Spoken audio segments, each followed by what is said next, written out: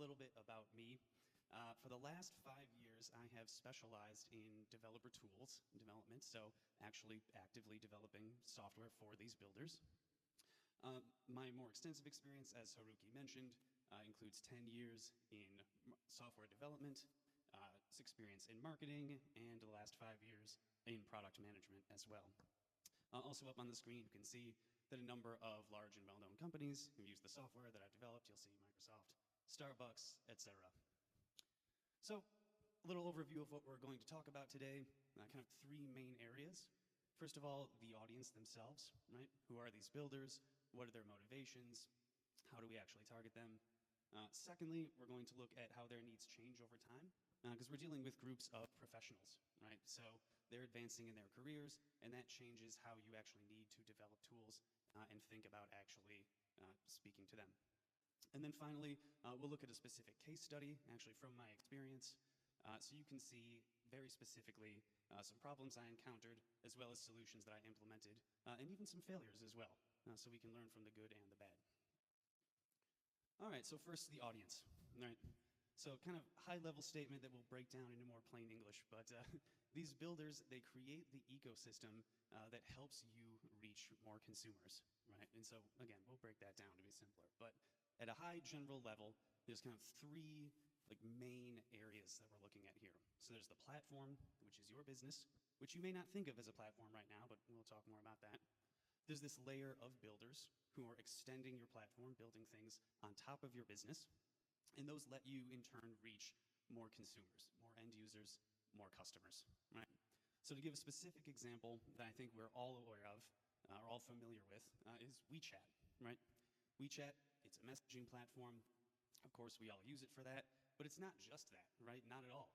It has a number of mini programs, right, that builders build on top of that. That's why we can order at restaurants, we can pay our utility bills, we can look for real estate, right? All of this additional functionality on top of WeChat is enabled by builders, and that's what helps make it more appealing to these new audiences of consumers and keeps everyone, right, locked in, even if they're already using it. So a little bit about the builder's mindset, right? So they're thinking of, or actually, excuse me, sorry. Let's look at some other examples of platforms first, actually, because you may not think of your business as a platform currently. So I've kind of got two software examples here, and then one that's a little less technical, so you can see that this actually applies pretty broadly. So first off, a web browser, right? You've got your base web browser, you know, your Chrome, your Firefox, etc. But that also has extensions, right? A screenshot tool, an ad blocker, right? Very popular. And so all these things not only bring in new consumers, but help the existing ones personalize that experience. And so, again, makes the product more of their own, keeps them locked into that particular browser. This also applies to video games, of course. So you got your base game, but developers or builders can also make mods on top, right? Add new characters, enhance the graphics, make all kinds of customizations that may bring in new players that otherwise wouldn't have considered the game, and definitely keep a hardcore audience engaged with that game as well. And then finally, a less technical example, how about just a brochure website, right? Not a lot to extend there software-wise, but there's probably different art packs, right, that people use to build the brochures, right? And so by enabling those artists as your set of builders, you're allowing your end consumers to make a greater array of brochures, posters, etc. But you don't have to employ this huge in-house art team to develop all of this. You just build this community. So to get into the builders themselves, now we'll talk about their mindset. And there's kind of two main lessons to take away from this. The first thing the builders are thinking about is, again, this is their career, right? So they're thinking about how to advance their skills, you know. And so the big lesson to take away here is that you need to convince them of the value of your platform very quickly. Especially in a software product, they can discover your platform very easily. They can also discover your competitors and leave equally quickly. And so what this looks like on a practical level is really good documentation, especially a good getting started experience. You know, you're going to want to get that developer to building their first extension to your platform very quickly, and showing them not only that it's easy to use, but that they can also provide value to either themselves and their own business that they're building on top of your platform, or for their client that they may be working with as well. Then secondly, there's kind of their more practical concerns, right? Like, how do I build on top of this platform? What resources or tools do I need? And this, again, partly comes back to your documentation, specifically a reference section for sure, because you're going to want to, as I put up there in the lesson, help those builders help themselves, right? Many of them will be advanced enough in their developer journey that they'll just need references. They'll already kind of know what they're looking to do, and you're just going to need to provide that in a way for them that's easy to consume. Another tip here is that many of these builders are some even repelled, I would say, by traditional marketing, right? So trying to, like maybe to your end consumers, you're pitching your platform as cool or trendy, but to a builder, they're going to want a more practical type of pitch, right? And so the way this works is not really investing in traditional marketing, but in DevRel, or in this case, developer relations. And so this is either a dedicated role on your team or someone who does this part of the time, who will constantly engage with these developers, host webinars, really just help build a community so that these builders can talk to each other, can share what they're working on, and you can also get feedback from those as well, which we'll talk a little bit more about.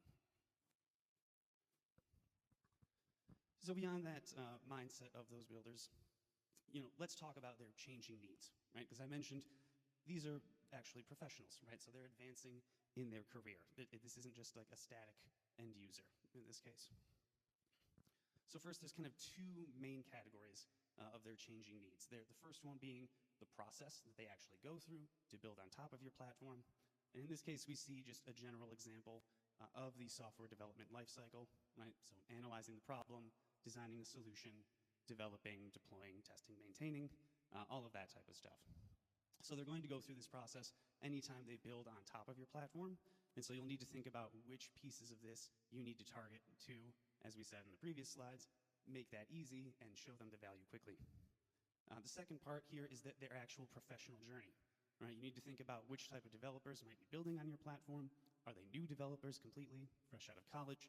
Are they new developers to your platform? Maybe this is something totally new. Or are they advanced developers, right? They definitely just, like I said, need that reference documentation. They're not going to be someone you need to be maybe communicating with initially as much in that like quick start area, but they're going to have more advanced questions. They're going to need more specific tools, that type of thing. There's also other audiences to consider. Is building for a team, or is a team, working on your platform different from a single developer?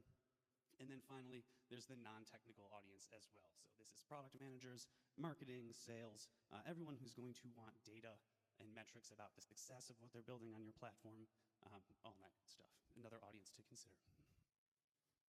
So as a specific example, let's look at WeChat again. Now, they're huge, right? So they have the ability to kind of target all of these pieces at once. So let's think of this as maybe like a good end state, and then we'll kind of work backwards to something simpler that you could implement first. So here, starting on the right, for that core development loop of actually making the mini program, they provide a platform called Weixin DevTools, right? And Weixin DevTools covers that entire development loop from the building, testing, and maintaining. Makes it very easy. They have a great quick start that has you making a small mini program right away, so you can see how easy it is and see that building whatever you imagine would be very simple, right? Or at least there's a very clear path to doing that. And then on the left-hand side, thinking about those non-technical stakeholders, they also provide a mini program analytics suite, and that shows you, everything you need to know about the success of your mini program. So who's visiting it? Are they spending money in the mini program? All these various types of statistics and analytics that you would need to see if your mini program is actually a success. But again, this is a very complicated example, so let's look at something simpler that your team could probably implement right away. So this is just a simple SDK, or software development kit. All you're seeing on screen here really is the install command, but this is just a thin wrapper that a developer or a programmer would use to actually interact with your platform a little bit more quickly, right? Because when your platform is new, the first thing people are going to want to do is build on it, right? So it makes sense to kind of target this build area first. By enabling the building, you kind of buy yourself time to start building out these other pieces of the platform or of the dev tools as your users' needs are growing too. So you're kind of making the journey of the developer or of the builder actually work in your favor by being able to build up pieces of their tools slowly as their needs are evolving. So I've given you kind of all these different factors to think about, right? But how do we actually navigate this, right? And as a product manager, this is definitely something I emphasize all the time throughout companies that I work at, but it's gathering critical feedback, right? You have to keep talking to your users, right? You probably already know that you need to talk to your customers, right, about what they need, but this new layer, these builders, are also someone that you need to stay engaged with. But first off, there's really great news here, actually. So since they're building on your platform, they succeed when you succeed, right? They want to talk to you, they want you to do well, and they want better tools to do more things on your platform. So really, this is mostly going to be about getting that feedback in a way that's useful to you and not falling into certain traps, right? First one here being the feedback's too general, right? This may mean they're really not like using your product too much. And a really good way to get around this is to actually just do a live walkthrough with them. Ask them, oh, well, how do you develop on top of our platform? Can you show me your process? And by going through this with them, they may think of feedback that they might not otherwise have. It may kind of jog their memory, or you can ask questions as they're actually going through and developing live to maybe get some of that feedback that they wouldn't have thought of on their own. Next, and I think this actually is the first bullet point, but the feedback may just be nice things, right? Everyone, we all want to be nice, right? And so maybe they're only giving you good feedback about the product. And in some cases, maybe that's valid, right? I mean, you should still push for that critical feedback. I mean, many times in user interviews, I will actually ask specifically, hey, what do you hate about our product, right? And usually that directness, gives them the space to be direct with me as well. Another good way to get around this is just look at your metrics, right? If you're getting all good feedback, but you're still losing users, no one's building, you know you have a problem, right? And you need to push for that feedback. And then finally, briefly, don't become a feature factory. So if you do get a bunch of feedback that's actionable, right, that you can build with, pain points to address, you're going to still want to apply your industry expertise. I know it sounds obvious, but this is a really easy trap to fall into. You just take all the feedback from your users, put it in a to-do list and start going through it line by line. But really, you're going to want to take a step back, actually analyze that feedback, see if there's patterns, and then develop features and tools a little more thoughtfully. Okay, cool. So now that we've talked about this developer audience here and some of their changing needs and specifically how to get that feedback, let's I'll put it all together and take a look at a case study here. And so Truffle was a suite of developer tools that I worked on. The platform is called Ethereum. It's a blockchain. We don't need to go into depth about what that means. Think of it as just a secure database. Truffle was a set of tools that helped you build applications on top of this, right? And so on the screen, just some statistics about Truffle briefly, just to show you kind of the scale that it reached and why this case study is useful. You can see that the total downloads over its lifetime were on the order of tens of millions. You can see some top months there for some of our tooling being in around the 2 million and around 4 million range for some of our best months for those products, or best years, excuse me, for those products. And so there's kind of three main points to make here that I'll tie all these lessons into. So the first one is that when Truffle was initially released, the whole platform was new, right? Ethereum was new, the platform that we made tools for. So we not only had to educate builders on our tools, but we had to educate them on the value of the entire platform itself. And so what this looked like on a practical level was that even in the early days, when there were just 3 of us, we all focused on documentation and education. So we all wrote documentation, we were all reaching out to developers, we were all making this content so that people could come in and see exactly why they should be building on Ethereum, why they should use Truffle, how easy it is, all of that type of stuff. It's an easy thing to overlook because you just kind of get in this mode of, oh, let's keep building features, but no, you really need to work on that educational content so that what you're building actually gets used. Next up, the other factor is that with everything being so new, there's so many directions that the platform could go in or that the tooling could go in. And so this comes back to that process of getting critical feedback, right? And this comes into that DevRel role. So beyond, once we kind of had the basic documentation and all of that information out there on our website, we got it a little bit more intentional about building a community. So this looked like hosting webinars, which for those who don't know, a webinar is just a video call essentially that you can get a large community on. And you have them start sharing what they build. You start going through live demos of what your tooling can do and how the platform can work. And so those type of high-touch activities were very useful. You can gather a lot of feedback very quickly. People tend to be more responsive face-to-face, right? Kind of makes sense. And then one final thing there, I mentioned we were able to host conferences. You may not have the resources to do that. There's also very scrappy ways to do that too, if you partner with other companies or things like that. So feel free to talk to me after this. There's ways to do it without a huge budget, actually. And then finally, let's talk about a failure, frankly. You saw on the previous slide with the metrics that Truffle's lifetime had an end date, right? It was 2023. We're in the year 2024.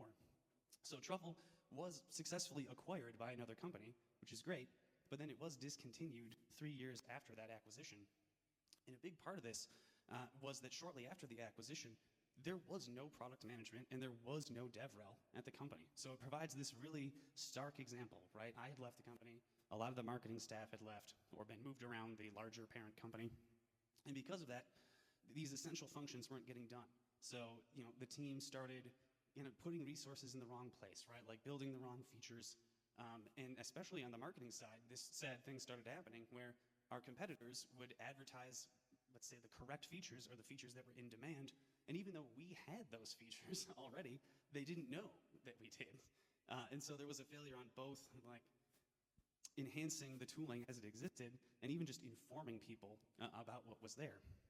So later on, myself and another DevRel person came on and we tried to really turn things around, but it had just been too long. We just got a lot of that sad feedback I mentioned, where people would mention a competitor's product and not even know that we had a feature maybe even like 2 years earlier, 4 years in some cases. So all that to just emphasize the importance of either having a dedicated person on your team or more likely just having someone focused on really keeping in touch with those builders or your users and keeping some sort of regular community touch point for people to visit. Okay, cool. So finally, just to wrap things up, I'll go over kind of a few key takeaways here.